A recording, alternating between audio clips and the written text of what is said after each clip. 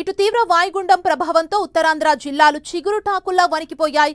శ్రీకాకుళం జిల్లాలో వంశధార, నాగావళి నదులు ఉగ్రరూపం దాల్చాయి. ఒడిశాలో కురుస్తున్న వర్షాలకు ఎగువ నుంచి వంశధార, నాగావళి నదుల్లోకి భారీగా వరద చేరుతోంది. దీంతో నదీ పరివాహక గ్రామాలు టెన్షన్ పడుతున్నాయి. పార్వతీపురం, మన్యం, విజయనగరం జిల్లాల్లో పలు గ్రామాలు ముంపులో చిక్కుకున్నాయి. ఉమ్మడి శ్రీకాకుళం, విజయనగరం, విశాఖపట్నం జిల్లాల్లో నదుల్లోకి భారీగా వరద నీరొచ్చి చేరుతోంది. శ్రీకాకుళం జిల్లాలో వంశధార, నాగావళి నదుల్లోకి వరద పోటెత్తుతోంది. శ్రీకాకుళం జిల్లా హిరమండలంలోని గొట్టా బ్యారేజ్కి దగ్గర రెండో ప్రమాద హెచ్చరికలు జారీ చేశారు. నివగాం బ్రిడ్జి దగ్గర ఆంధ్ర, ఒడిశా రాష్ట్రాలకు రాకపోకల్ని అధికారులు నిలిపివేశారు.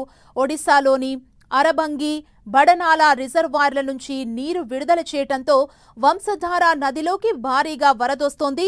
వంశధార నదిలో పెరిగిన వరద కారణంగా భామిని మండలం కీసరలో 300 ఎకరాల్లో పంటలు నీట మునిగాయి. బూర్జ మండలంలోని నారాయణపురం, చినలంకాం పరిధిలో చాలా చోట్ల పంట పొలాలు ముంపులో ఉన్నాయి. బూర్జ మండలం నారాయణపురం ఆనకట్ట వద్ద నాగావళి నదిలో వరద ప్రవాహం పెరుగుతోంది. మహేంద్రతనయ నదిలో పెరిగిన నీటి ప్రవాహం కారణంగా శ్రీకాకుళం పాతపట్నం ఆర్టీసీ కాంప్లెక్స్, మహేంద్రనగర్ వీధిలోకి వరదొచ్చి చేరింది. దీంతో నదీ పరివాహక ప్రాంతాల్లోని ప్రజల్ని జిల్లా కలెక్టర్ అప్రమత్తం చేశారు. వరద ఉధృతంగా ప్రవహిస్తున్న ప్రాంతాల్లో కలెక్టర్, ఎస్పీ పర్యటించారు. జిల్లా కలెక్టరేట్ దగ్గర కంట్రోల్ రూమ్ ని ఏర్పాటు చేశారు.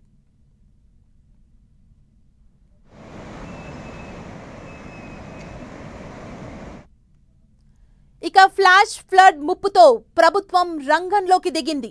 లోతట్టు ప్రాంతాల్లో అలర్ట్ జారీ చేసింది. 10 మండలాల్లోని విద్యాసంస్థలకు ప్రభుత్వం సెలవు ప్రకటించింది.